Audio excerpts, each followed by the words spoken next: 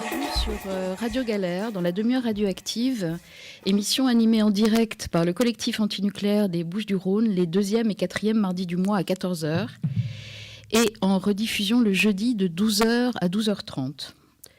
Nous sommes un collectif d'hommes et de femmes indépendants de tout parti politique ou réseau institutionnalisé. Considérant que nous sommes tous et toutes des cobayes de l'industrie nucléaire et que nous sommes tous et toutes les victimes potentielles d'une prochaine catastrophe, nous pensons que nous n'avons d'autre choix que de nous informer et d'agir. C'est ce que nous nous efforçons de faire ici. Récemment, on a beaucoup entendu parler, en tout cas dans les milieux antinucléaires, des incidents. Je mets incidents entre guillemets parce que c'est le vocabulaire utilisé par le lobby nucléaire pour décrire des dysfonctionnements importants, donc des incidents sur le site nucléaire de Tricastin. Qui est à environ 150 km de Marseille, au nord, dans la Drôme. Alors, pour parler de ces dysfonctionnements, mais aussi de la question des normes dans l'industrie nucléaire, avec nous aujourd'hui, Roland Desbordes, président de la CRIRAD, Commission de recherche et d'information indépendante sur la radioactivité. Bonjour Roland. Bonjour. Merci d'être avec nous. De rien. De rien. On dit merci de rien, c'est comme ça qu'on répond en Haute-Savoie. On est très poli ici. Alors, avant de revenir sur les problèmes plus spécifiquement liés aux réacteurs nucléaires, j'aimerais qu'on dise un petit mot d'une autre installation qui est sur le site de Tricastin et qu'on oublie souvent. Il s'agit de Georges Besse 1, qui est l'usine d'enrichissement d'uranium gérée par Areva, et qui est actuellement en démantèlement, je crois, ou qui va être en démantèlement, et qui présente des dangers potentiels assez faramineux. Est-ce que, en particulier, dû à l'utilisation d'un truc qui a l'air pas sympa du tout et qui s'appelle le trifluorure de chlore. Est-ce que tu peux, pour entrer en matière sur le site de Tricastin, nous expliquer de quoi il s'agit? Oui, alors d'abord, Tricastin, c'est la plaque tournante mondiale de l'uranium. C'est vraiment un site immense, c'est plusieurs kilomètres de long et de large. Donc c'est un site immense et c'est vraiment la plaque tournante, c'est-à-dire c'est là où à un moment donné va passer l'uranium avant d'aller dans la centrale et après avoir été extrait, purifié, etc. Donc on est sur un site particulier. Déjà, il faut le signaler. Alors, une des activités de ce site consiste à enrichir l'uranium en 235 par rapport au 238 non fissile. Et pour ça, la première usine qui avait été construite dans les années 60, c'était l'usine qu'on appelait Eurodif, qui a changé de nom, qui est devenue Georges Besse 1, et qui consistait à enrichir l'uranium selon une technologie française. Mais comme ça coûtait tellement cher, imaginez, l'usine fait 1 km de long, imaginez une usine d'1 km de long, ça coûtait tellement cher, on avait fait appel au Shah d'Iran pour participer au financement de cette installation.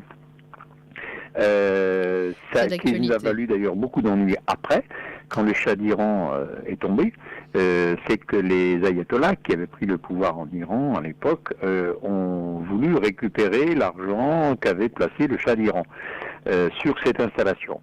Comme les Français ont tardé à entendre le message, il y a eu des attentats en France qui n'ont jamais été signés ni revendiqués, mais qui ont été clairement un message passé au gouvernement français pour activer, je dirais, le retour de l'argent en Iran, ce qui a été évidemment fait très rapidement après les attentats en particulier du RER Saint-Michel. Donc cette installation immense qui enrichit l'uranium selon une technique qui s'appelle la diffusion gazeuse. Pour ça, ça nécessite une quantité d'énergie colossale, puisque 3 réacteurs sur 4 de Tricastin, de la centrale qui est juste à côté, ne tournaient que pour tourner cette usine. C'est dire la quantité d'énergie consommée.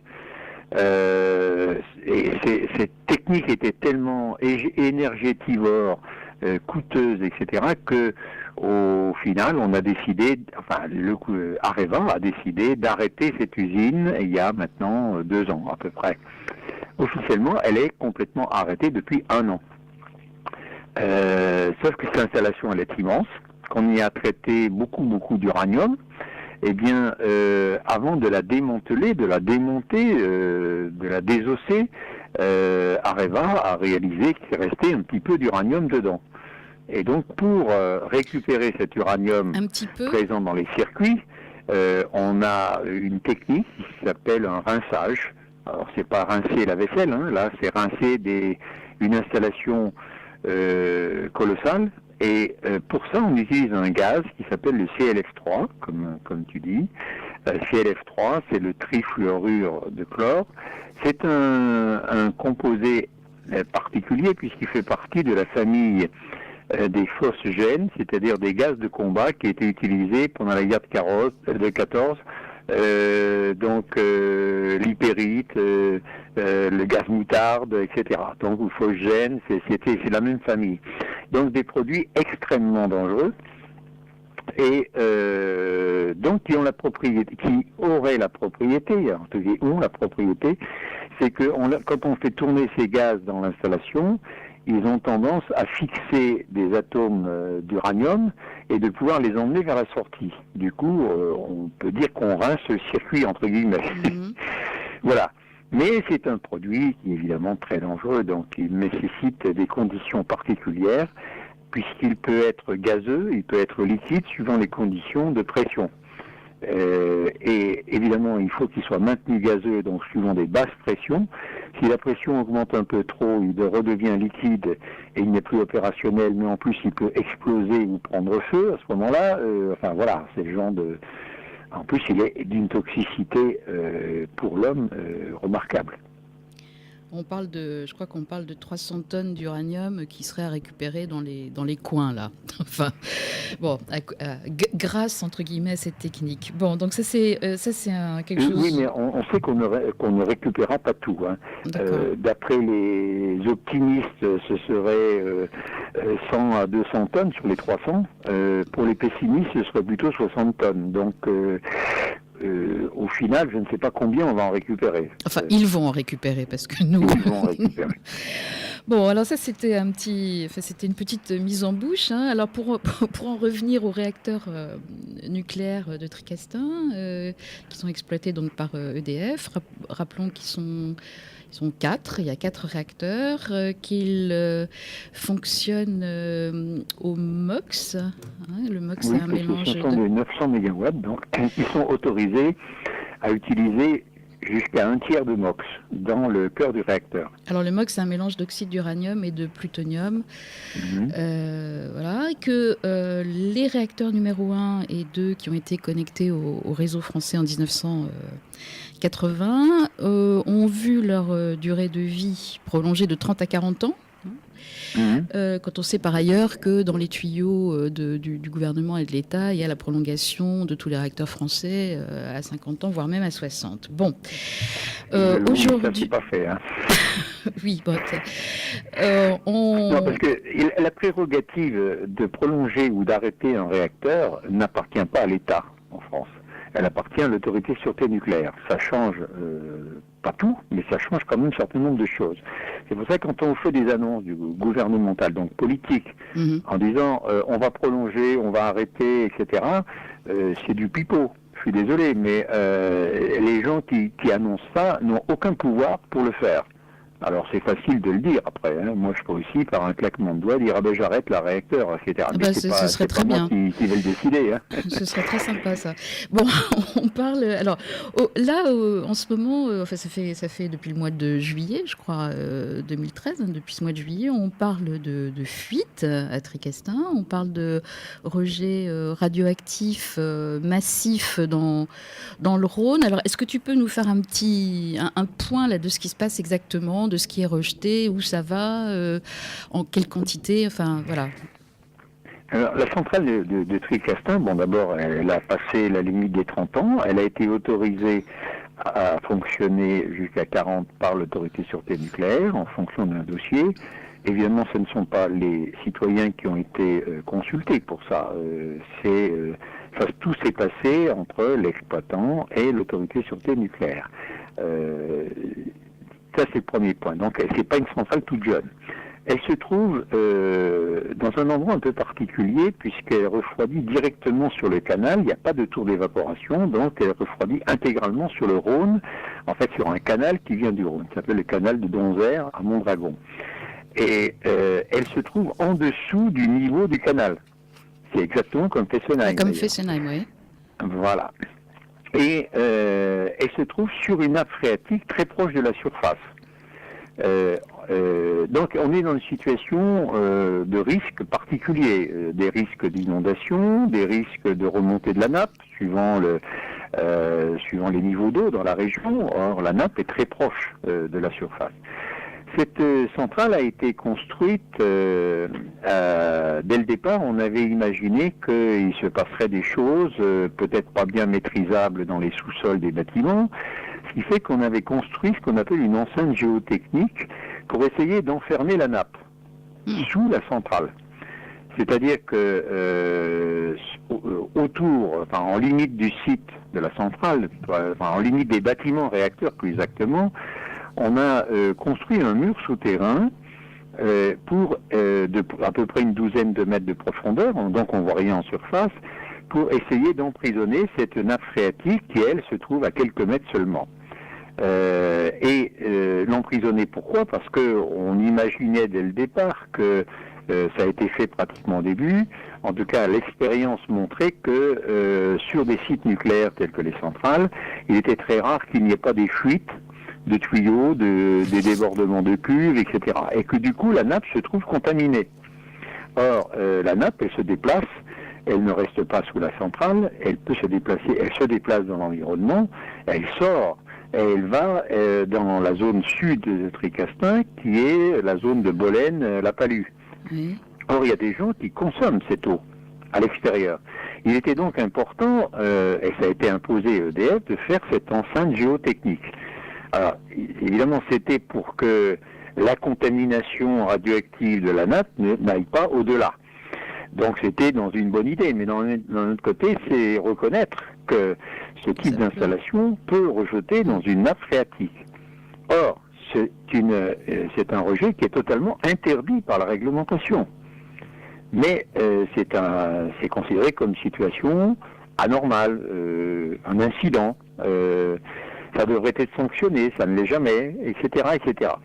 Il y a déjà eu donc des contaminations de la nappe qui se sont passées à Tricastin, qui ont déjà fait monter la radioactivité de cette nappe sous le site, à plusieurs occasions. Là, il y a eu une montée un peu plus élevée de radioactivité dans la nappe à partir du mois de juillet dernier, puisque l'exploitant, il doit contrôler la nappe. Ce qui veut dire qu'il y a une fuite incontrôlée, celle-là, donc, de tritium dans la nappe phréatique. À ce jour, il semblerait que EDF n'ait toujours pas trouvé à quel endroit se trouvait cette fuite qui contamine cette nappe. Voilà la situation par rapport à la nappe. Alors le tritium, la fuite de tritium, ça peut provenir de quoi ? Parce que tu peux nous expliquer rapidement ce que c'est le tritium, parce qu'on n'est pas tous très calés là, et d'où ça peut, comment c'est généré par une centrale, un réacteur nucléaire. Alors, ils s'en fabriquent beaucoup dans une centrale nucléaire, dans le circuit primaire, c'est-à-dire le circuit de refroidissement de la centrale, l'eau qui circule entre les échangeurs de chaleur qui vont produire la vapeur, qui va faire tourner la turbine, qui va entraîner l'alternateur, qui va donner l'électricité. Oui. Eh bien, donc, dans le circuit primaire, il y a beaucoup de tritium. Pourquoi ? Parce que l'eau qui circule, c'est de l'eau normale au départ, H2O. Hydrogène normal, non radioactif. En séjournant dans le cœur du réacteur, par l'activité des neutrons dans le cœur du réacteur, cet hydrogène normal se retrouve progressivement transformé en deutérium, c'est de l'hydrogène un peu plus lourd mais non radioactif, puis en tritium, c'est de l'hydrogène super lourd mais lui radioactif. Et donc tout le circuit primaire est extrêmement pollué par ce tritium. D'accord. Donc hydrogène radioactif. Il se trouve que ce circuit primaire, comme dans tous les circuits de chauffage central, on doit intervenir en permanence dedans. C'est-à-dire, on doit soutirer de l'eau, en remettre, etc. On fait des opérations régulièrement sur le circuit primaire. Et l'eau qui est soutirée du circuit primaire, elle circule dans des tuyaux, elle va dans des cuves qu'on appelle les stations de traitement des effluents liquides.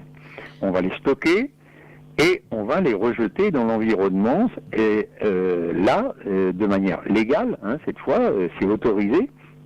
L'exploitant a demandé l'autorisation, il l'a eu.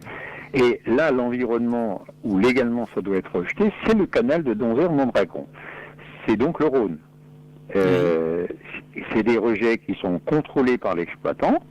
C'est seulement lui qui fait le contrôle. L'administration se contente de vérifier que le contrôle a bien été fait. Voilà comment ça fonctionne. Pourquoi ce tritium en quantité importante. Là, il y a un problème, c'est-à-dire que quelque part entre la cuve du réacteur et la station de traitement des effluents liquides, ça passe par des tuyaux, et quelque part, dans un de ces tuyaux, il doit y avoir une fuite qui fait que ce tritium passe dans le sol, donc dans la nappe.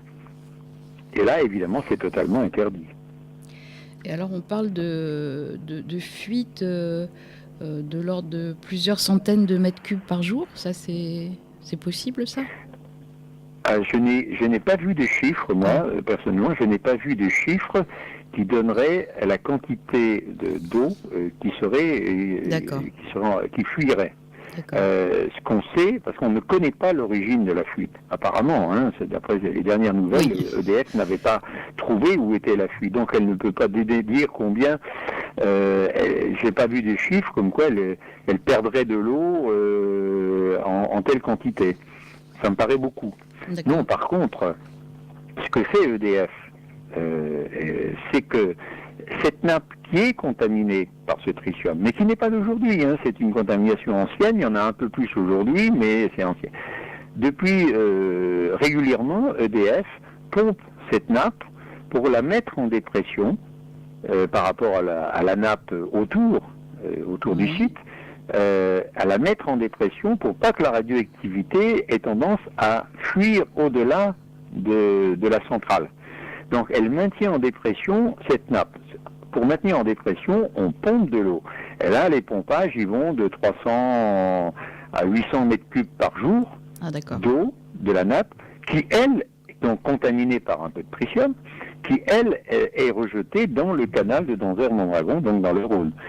C'est une opération qui est évidemment pour moi scandaleuse, parce qu'on sait que cette eau elle est radioactive, sauf que c'est la seule solution qu'a trouvée l'administration, c'est-à-dire le gendarme, l'autorité de sûreté nucléaire, et l'exploitant, pour essayer d'éviter que tout ça aille un peu plus loin. C'est ce qu'on appelle un pompage de fixation d'une pollution. J'aime bien le terme, pompage de fixation d'une pollution. Oui.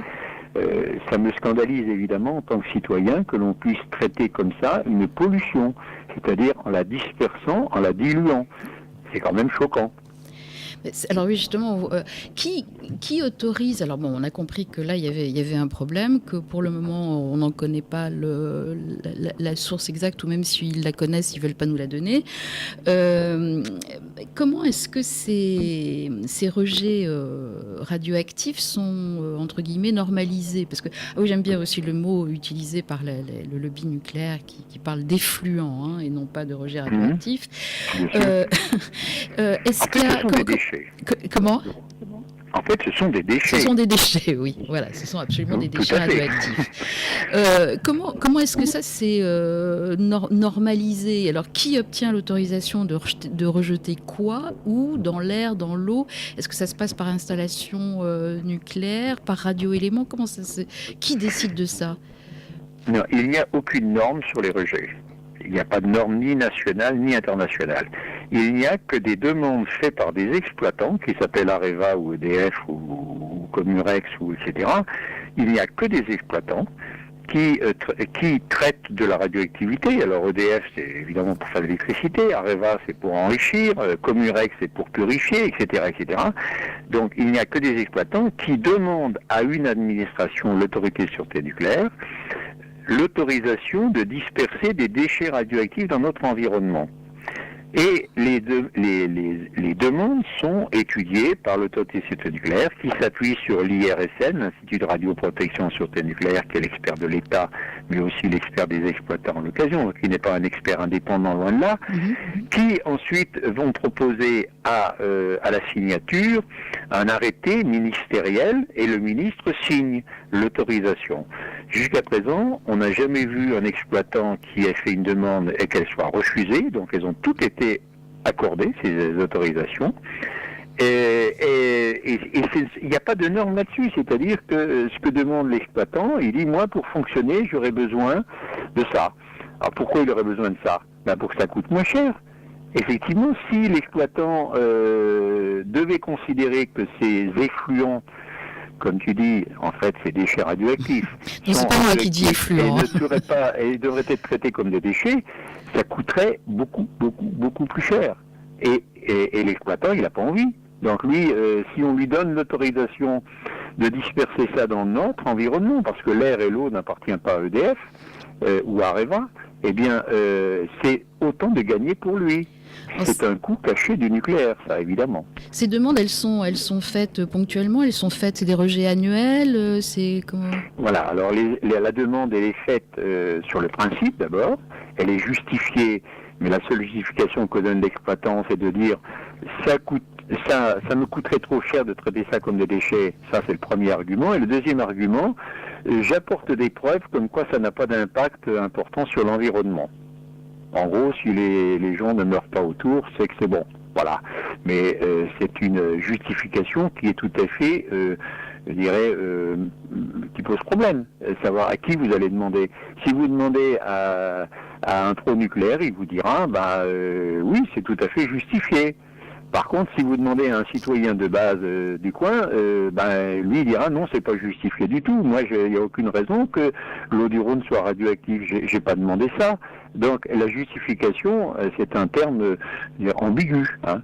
Donc, à partir de la demande de l'exploitant, l'administration va donner un accord qui, pour rejeter annuellement, à chaque 1er janvier, on remet les compteurs à zéro, une valeur maximale dans les rejets gazeux et dans les rejets liquides, de tritium, de carbone 14. Après, vous avez toute la palette des radioéléments possibles et imaginables, uranium, etc. Et qui effectue le contrôle? Mais c'est l'exploitant qui fait le contrôle au rejet. C'est normal. C'est lui qui va... ça pose problème quand même. Nous, on sait qu'on a pu constater que ces contrôles étaient souvent mal faits par EDF, parce que pas toujours facile à faire, hein, il faut bien le reconnaître. C'est pas facile de contrôler un gaz quand il passe dans un tuyau, dans une cheminée, au passage. Il faut faire vite. Hein, et il y a des techniques de contrôle du rejet sont pas faciles. Et deux, c'est lui qui surveille l'environnement pour prouver à l'administration que son rejet n'a pas d'impact sur l'environnement, d'impact significatif. Le significatif, je te laisse apprécier le significatif. Après, c'est là encore l'exploitant, c'est lui qui choisit où il va faire son contrôle. Et nous, on l'avait très bien vu quand on avait fait une étude sur la basse vallée du Rhône, à la demande de la mairie d'Avignon à l'époque.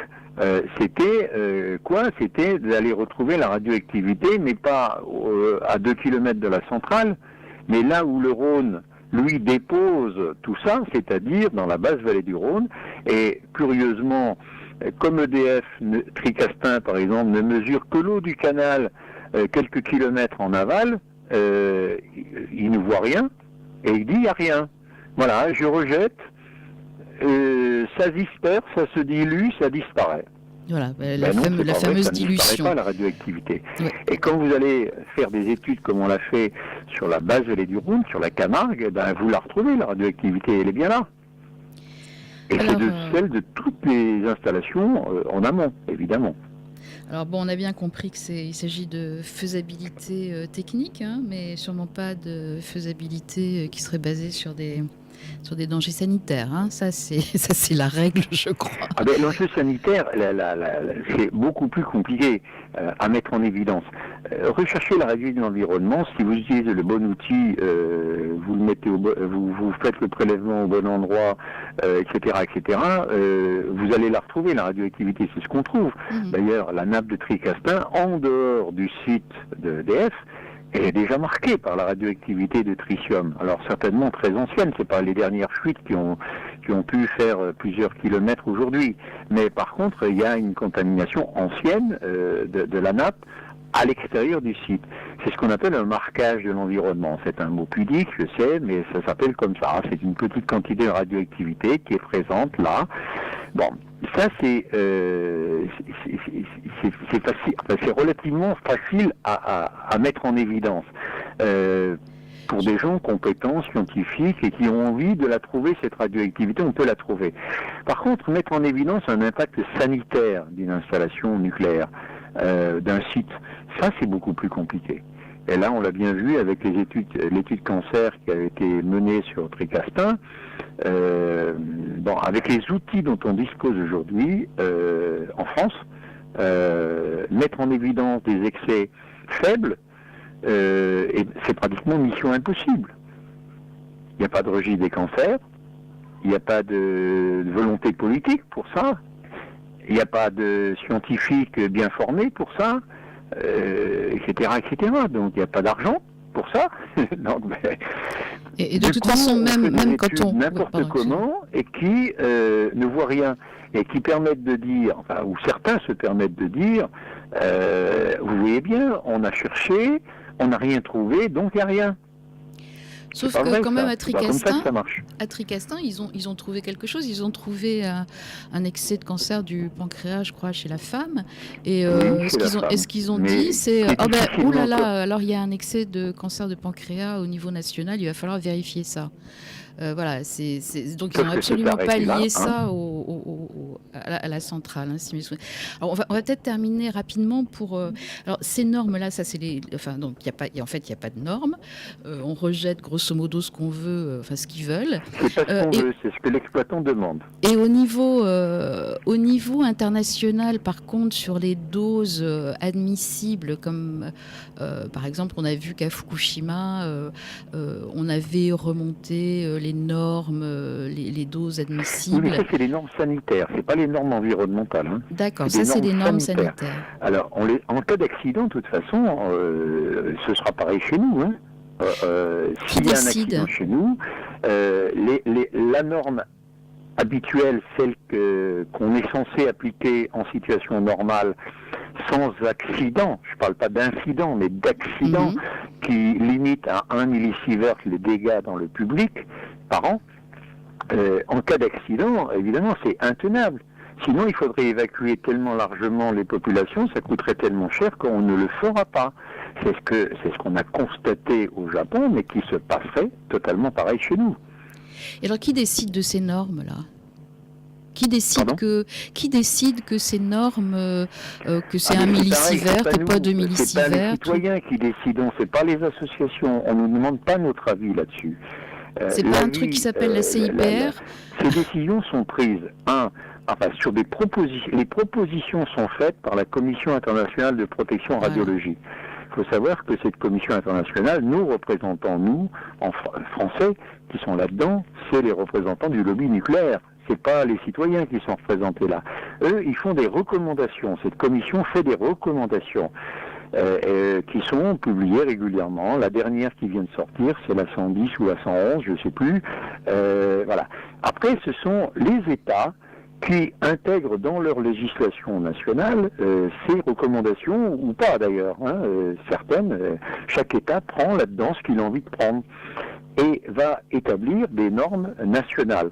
Alors nous, comme on est intégré à l'Europe, on est pratiquement harmonisé avec les autres pays d'Europe, c'est-à-dire qu'il y a eu une directive Euratom qui a permis d'harmoniser au niveau de l'Europe, si qu'on a à peu près les mêmes normes au niveau européen, ce qui serait effectivement quand même un minimum quand on est des pays aussi proches les uns des autres, qu'un pays applique des normes et l'autre une autre, sauf que Euratom c'est l'équivalent de l'AIEA au niveau de l'Agence internationale de l'énergie atomique au niveau européen, et Euratom, la vocation d'Euratom, c'est de développer l'énergie nucléaire, c'est pas de protéger les populations, et de développer l'énergie nucléaire au moindre coût. Donc, forcément avec des détriments sanitaires.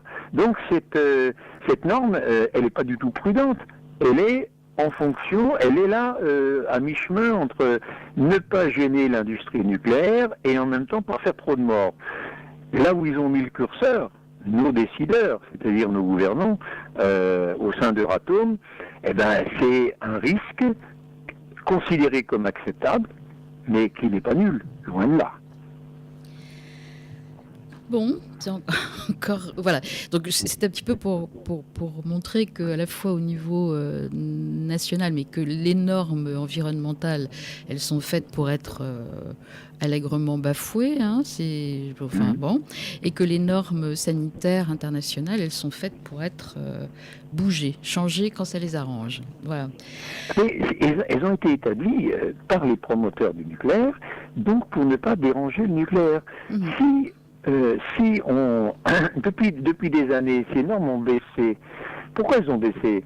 Non pas parce que on est plus prudent, elles ont simplement baissé parce que nos connaissances ont évolué et on avait sous-estimé le risque radiologique.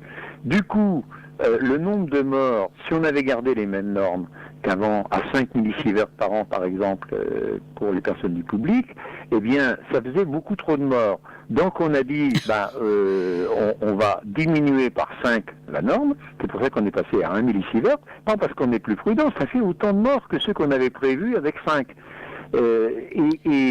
Aujourd'hui, eh bien, nos connaissances continuent à évoluer avec Tchernobyl, Fukushima, tout ça, ça s'était pas produit. On n'avait pas de vraies connaissances quand les gens consomment des produits contaminés à la suite d'un accident nucléaire.